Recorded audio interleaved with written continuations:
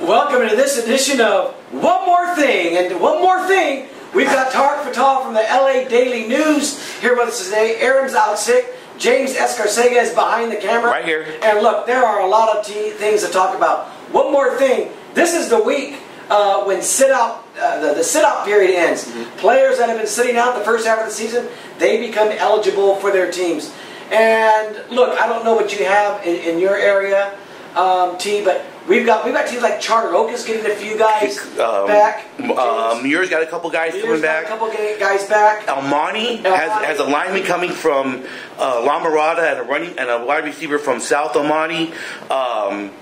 So we have a few guys. And it'll be interesting to see how these guys impact teams. Now, we don't have any signature guys that are going Division I that we've been sitting here waiting to see, what their impact does to their team.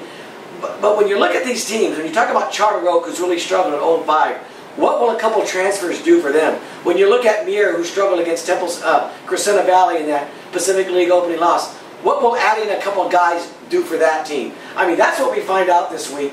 Not just here, but all across the Southland. I mean, think of the Trinity League and what that's going to be like when transfers become eligible. Right. Or some of these other teams, some of the bigger names that have just been sitting out and itching to play. Well, I've got one more thing to tell you, Fred. Yeah. No, like you said, the notable SOPs that are going to be eligible now, I can't really think of any off the top of my head that are going to be like game-breaking type guys in my area. Really, the focal set for this week, the Mission League kicking off, which we kind of already touched on earlier today. But we also got the Marmani League, which is Oaks Christian, Calabasas, and Westlake. Those are our daily news number 1, daily news number 2, number 3, respectively. Westlake plays Calabasas this Friday night. It's a game. I think it'll be streamed on Fox Sports or what have you, whatever the Prime ticket. Yep. It's a game to watch. That's one more thing that we have to keep an eye on. Is that those are two really good Division II contending teams, the top 5 in the CIF polls. And it's one game to watch for sure. Calabasas at Westlake. Freddie, I tweeted out Sunday. One more thing. Yeah, I tweeted out Sunday the top 5 or the top 20 leagues in the southern section on CalPreps. Number 1 was the Trinity League. Number 2 was the Mission League, and number 3 was the Marmani League. Marmani League is absolutely stacked, and that's not to mention Oaks Christians in that league. They're on a bye. The difference between Trinity and number 2. It's like huge the gap. difference between you and my golf game, right? Right. No, more like the difference between you and our basketball game. Oh my God! It's a wide gap. Yeah. Okay, one more thing, last week there were a lot of buys. It seems like half the teams are sitting out. That's because a lot of the league chases, they really begin. And there are some good ones, James, this week. We could talk about really quick, one more thing.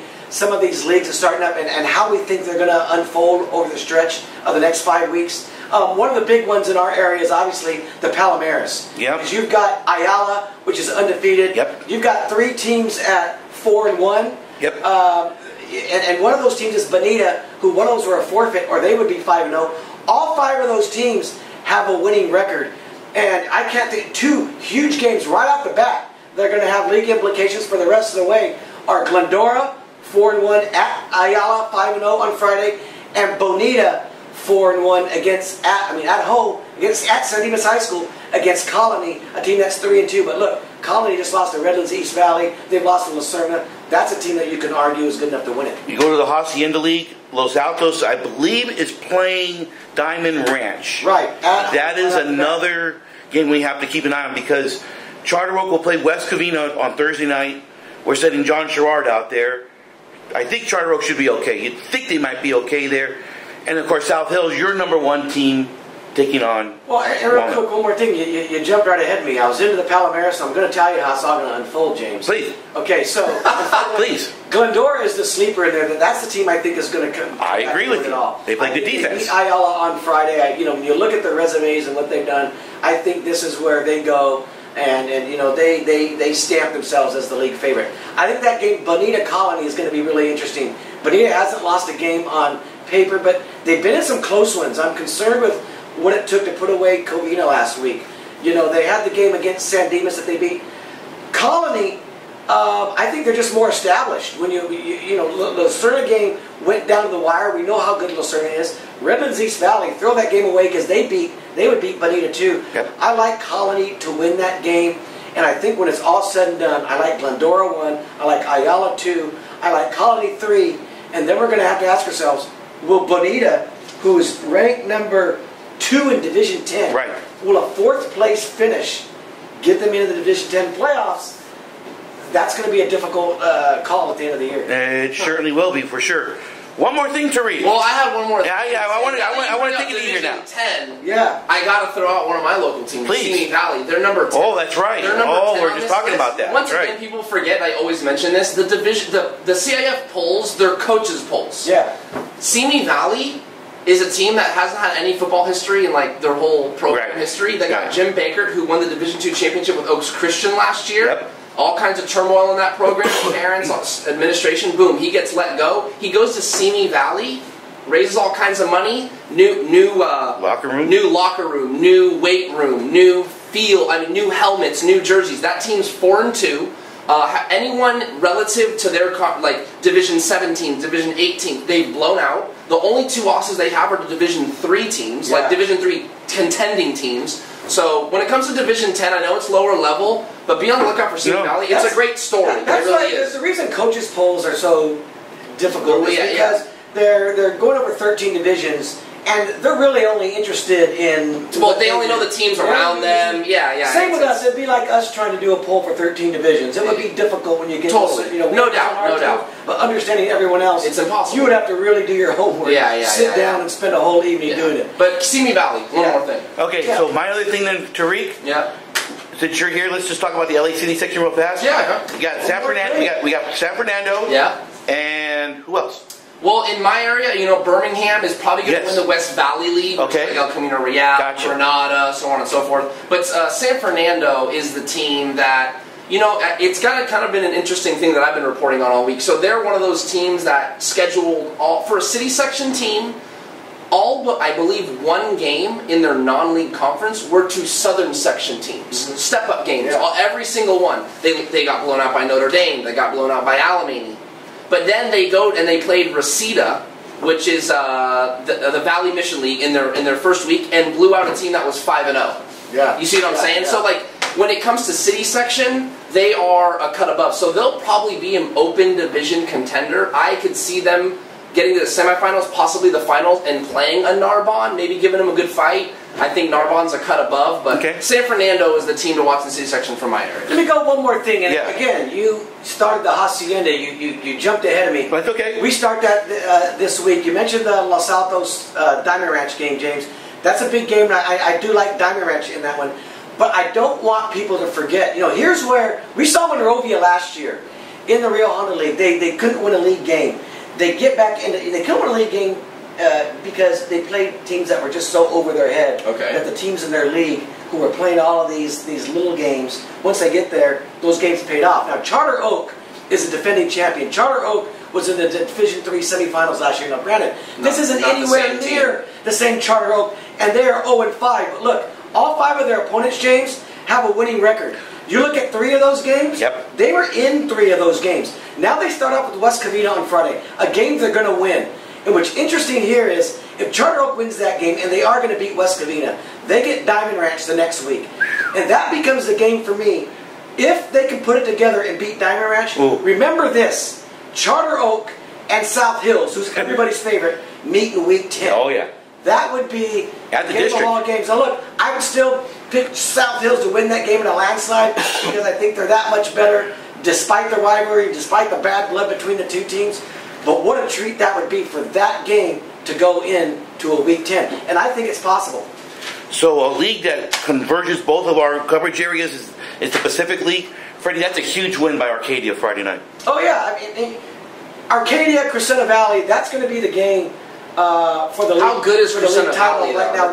They're very good. Yeah, they're very good. Very good? Yes. Yeah, for them to handle... I'll have to check them out. I don't know. No, I saw them a couple weeks ago. They're very good. Yeah, for them to handle Muir the way that it did, it's going to come down... now Arcadia's played a schedule maybe even tougher than Crescenta Valley to this point.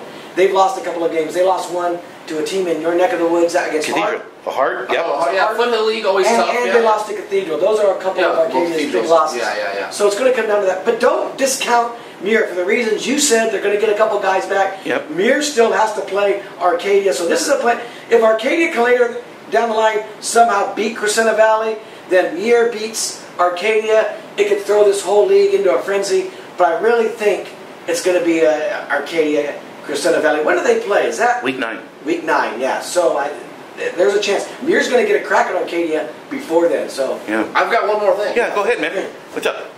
I think what we're seeing here is somewhat of a trend in regards to the way the divisions are put together, the postseason pairings are put together. They actually look at strength of schedule.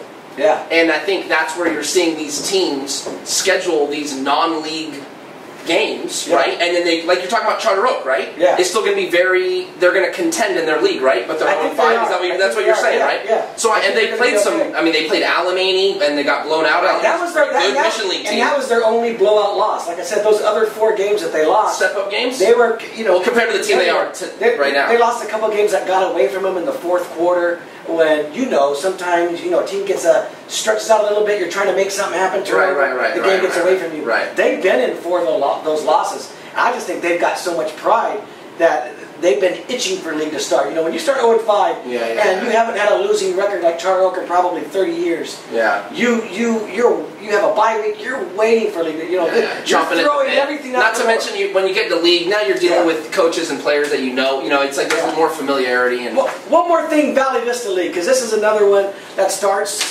this week. All 3 of those teams. Look, it's a three-team race. Right. It's going to be Northview. It's going to be Covina. It's going to be San Dimas. Right. Look, none of them play each other in the opening week. Next week on Thursday night, that's the game. That's when Northview plays. Covina plays San Dimas. I think the winner of that plays Northview for the league title. San Dimas won't play Northview until week 10. Right. I do like San Dimas to beat Covina because nobody can trust Covina's defense right now. But again, Northview to me, and we talk about Crescenta Valley. These are 2 teams that are in Division 7. Crescenta Valley is number 2. Northview is number 3. Nice. That is a game. If Northview ever gets to Crescenta Valley, we are betting a burger on that game because I like Northview to beat them. Sure, I like Northview too. Yeah. Oh, great. Someone's like Crescenta Valley here. Crescenta Valley, you got to make me a believer. I've kind of looked at their schedule. You'll like the quarterback. Disrespect. Yeah, I mean, hey. But I got to make me. I got really actually quick one more thing. Yeah, go. Wrap this thing up. Yeah, no. I'm 6'3", and you're what? Maybe like 5'4" on a good day. Okay, yeah. Just so people on the video understand that he's on a real baby stool here. Hey, we got a minute. We got a minute left to read. Well, give me another game in the Sacramento Valley you're looking at. I mean, we kind of touched on it earlier in the office. Sierra Canyon, Crespi. Okay. And that's kind of the other game we're covering. We got great Mission League games this week. Awesome. Starting off with Amat and Chaminade, Notre Dame and Sarah Gardena is a good game, Yes, and then we've got Alamany and Loyola. Loyola's down, but Alamany's on this resurgence, But the other game other than the Mission League games is Sierra Canyon, Crespi. Okay. I think Crespi started off real hot, then they've kind of been and then Sierra Canyon I think got 2 weeks ago Sierra Canyon got what I think is their program's best win ever. I think that. I wrote a column on it. When they went to Valencia, a Division I program, and beat Valencia. So after an emotional big win like that, usually there's a letdown. Sierra Canyon has continued to cruise. So I think Sierra Canyon will beat Crespi. But good game for Crespi. Who are you taking in that Sarah Notre Dame game? Ooh, I don't know enough about Sarah. I think Notre Dame has had a decent. They are the thing. If Notre Dame can run the hell out of the ball. You're kidding. If Gardena has if their weaknesses is run defense. Okay. Oh, Notre Dame can run for 400, 500 yards with their quarterback and their 2 running back. Unreal front line. The great thing about the Mission League, and we were talking about, I was saying this game could decide the league title right off the bat because I think they're the 2 league favorites, Chaminade and Bishop Amat. Sure. But there are a lot of teams that can come. I mean, there's a lot of parity this year in that division. I think Notre Dame has a chance to. Yeah, Notre Dame is solid. They struggle when they have to pass, but man, if your run defense is not good, you will lose. But and like James alluded to, maybe you want to argue that the Mission League is the second best league in California. Yeah, but it's so far behind the trend. No question. No question. I think those leagues behind the Mission, you can argue are right there. They can play with them too. And remember, Tarek, half of the teams in the Mission League are in Division 2. Yes. Alameda, Loyola, and Notre Dame. Chaminade and Amat and Sarah are the only Division I teams. Yep. Yeah. So that kind of just shows you. Those are the 3 teams that have zero chance to win a championship. Well, I bet even those, you said the Cal Prep rankings, right, for the leagues, that's probably the only reason that the Mission League is higher than the Marmani League. Because the Marmani League only has 1 Division I team, but when you're talking about how good, like Calabasas and Westlake, they're just athletes. I really think Bishop Amado have a chance to win a Division I CI championship if St. John Bosco and Mater Dei have ineligible players in the semifinals and finals. I think they would have a shot. In a couple of years, I'm hoping they have that open division where they just put the top 4 teams in the and then everybody else fights for a Division I.